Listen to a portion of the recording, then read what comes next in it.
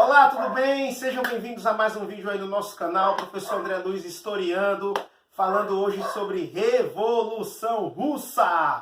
É isso aí, esse assunto aí, ó, cai muito em vestibulares e por aí vai. E eu vou falar sobre o que é considerado um dos maiores movimentos revolucionários de cunho socialista que já ocorreu na história da humanidade. Por quê?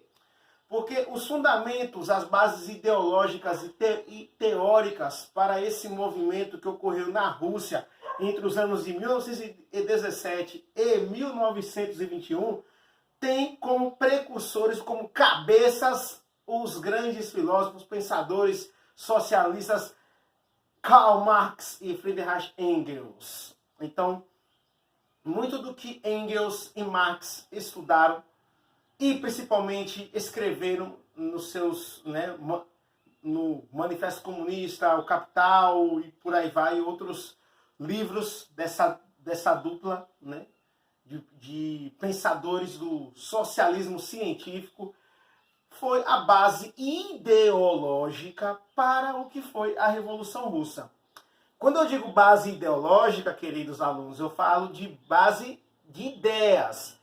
Ou seja, as ideias que alimentaram o movimento foram pautadas nos pensamentos desses dois filósofos.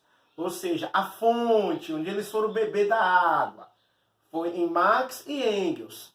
Mas é claro que outros fatores foram determinantes para que essa revolução acontecesse. E não podemos esquecer, tá aí no vídeo, aí no canal tem o vídeo que eu falo um pouquinho sobre a Primeira Guerra Mundial, que o principal fator para que a Rússia saísse da Primeira Guerra Mundial em 17 foi justamente esse conflito interno, essa revolução que acontecia no país, certo? Vamos lá. Quais foram os fatores que foram determinantes para que ocorresse esta revolução? Quais foram os antecedentes, o estopim de tudo isso? Bem, para que a gente possa entender o que foi a Revolução Russa, nós precisamos olhar o que era a sociedade russa. Quem governava, quem era governado, como era a estrutura política, social e econômica da Rússia nesse período que antecede a Revolução. Vamos lá. Bem, observe aqui no quadro que a Rússia, durante aproximadamente aí 5 séculos, entre o século XV e o século XX, ela teve como governo uma monarquia absolutista.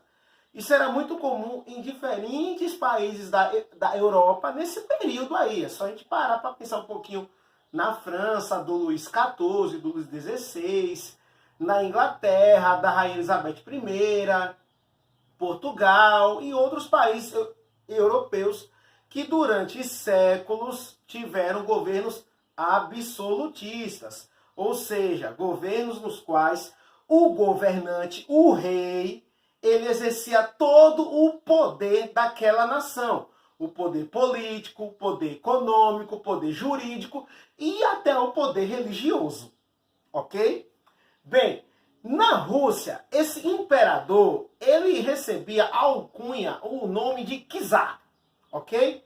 Então, sempre que eu falar o nome czar, entenda-se imperador, certo? Vamos lá. Então, como eu disse há pouco, esse czar, ele exercia o poder, ó, segurar senão o quadro vai desabar. Ele exercia o poder econômico, político, legislativo, e ele recebia o apoio de 2 setores importantes da sociedade russa, que era a Igreja Ortodoxa Russa, ok? Não confunda com a Igreja Católica Apostólica Romana, porque lá no século XII, 11, 12, houve um episódio chamado Cisma, Cisma do Oriente, que é quando há essa divisão da Igreja Católica, no Oriente, em Igreja Católica Apostólica Romana, no Ocidente, e a Igreja Ortodoxa Cristã, no Oriente. Então, a Igreja Ortodoxa Russa, ela também apoiava o poder, ela legitimava o poder do czar. E a burguesia também, porque a burguesia russa, né, a elite da sociedade, se beneficiava com os privilégios que o czar lhes oferecia. Vamos lá. Até o século XIX, a Rússia ela tinha como setor principal da sua economia o campo. A economia agrária sustentava o povo russo, ou seja, tudo que era produzido, principalmente para exportação, vinha do campo. A Rússia era um país agrário, certo? Rural. Só que essa conta não fechava. Por quê? Produzia-se pouco e a população era muito grande. Então, era pouca comida para muita gente. Tá dando para perceber? Esse é só um ponto. Vamos lá. Outro ponto é que durante esse período aí do século XIX, o czar Alexandre II, ele tentou implementar algumas reformas, ele tentou melhorar ali o meio de campo, né? Pô, eu vou melhorar aqui, vou melhorar ali. Melhorar aonde? Melhorar principalmente a máquina, né? Máquina de fazer dinheiro. Se o campo já não era mais a fonte que dava os recursos necessários para movimentar a nação, você precisaria criar outros meios para conseguir dinheiro. Então, modernizar o Estado, o país e principalmente a indústria, né? Então, fazer com que o país deixasse de ser menos agrário e mais industrial. Vamos lá. Só que essas reformas propostas pelo czar Alexandre II, elas não tiveram o efeito desejado. E essa bola de neve, ela começa a crescer. E ela vai passando, viu? Para outros governantes. No início do século XX, 80% da população russa vivia no campo. Então, quando você pegava o todo da população russa, 80% da galera toda vivia na roça. Vivia na zona rural. E lembrem-se que esta zona rural já passava por uma grave crise. Porque produzia-se pouco e a população era enorme, né? Vamos lá. E quem vivia nas cidades? As duas principais cidades da Rússia nesse período eram a capital Moscou e São Petersburgo. E lá nessas cidades, lembra que o czar Alexandre II, ele queria transformar o país em uma nação industrial. Muitas indústrias foram, né, colocadas em prática nessas cidades. Só que a vida dos operários era de mal a pior. Então, a classe operária que trabalhava nas fábricas, tanto em Moscou quanto em São Petersburgo, tinha uma jornada de trabalho exaustiva. Chegavam a trabalhar por dia até 16 horas. 16 horas de trabalho é muito tempo. E tinham baixos salários. Então você tem aí, ó, você tem a zona rural, o campo, onde a população passa fome, porque produz pouco, tem muita gente para comer. E você tem na cidade a outra parte da população, onde se trabalha muito e ganha-se pouco. Tá dando para entender que isso vai dar merda? E deu. Vamos lá. O próximo passo era lutar por melhores condições de vida, de trabalho, de renda. E a chave eram as greves. E essas greves, elas eram lideradas pelos movimentos sindicais e pelas ideias daqueles dois caras que eu falei no início do vídeo. Tá lembrado? O Marx e o Engels. Já ouviu falar de luta de classe? Que é quando o operariado, a classe operária, bate de frente com a burguesia, né, com a elite industrial, em busca de melhores condições de trabalho e de renda. E Marx e Engels defendiam que somente isso poderia criar uma sociedade mais equilibrada, mais justa? É aí que começa a revolução. Pois bem, em 1904, o czar russo era Nicolau II. Gravem esse nome, ele é o último czar da Rússia.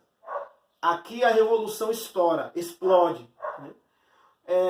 Durante esse período, durante esse ano de 1904, a Rússia viveu uma guerra que durou um ano, de 1904 a 1905, entre Rússia e Japão.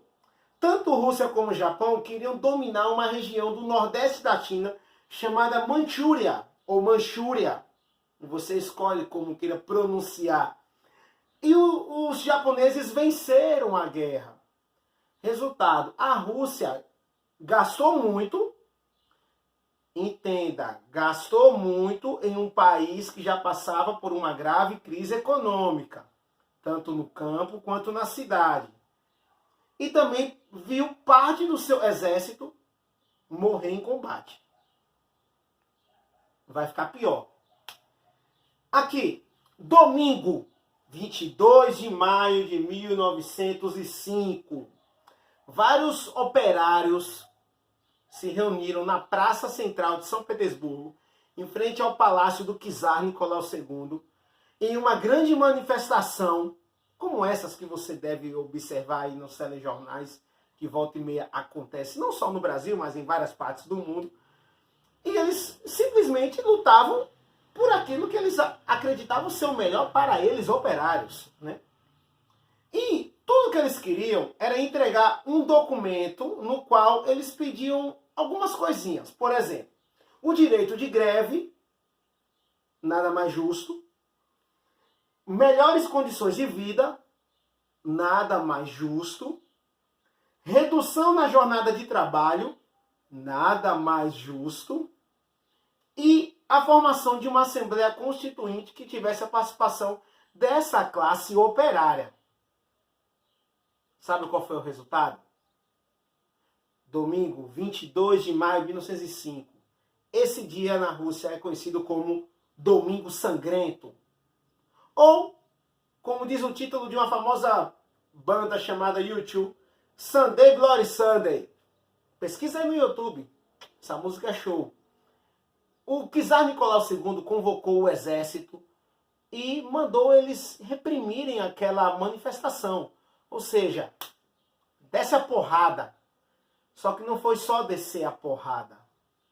Nessa brincadeira, dezenas de centenas, milhares de pessoas morreram. Daí o nome Domingo Sangrento. Ou seja, o czar mandou matar o seu próprio povo.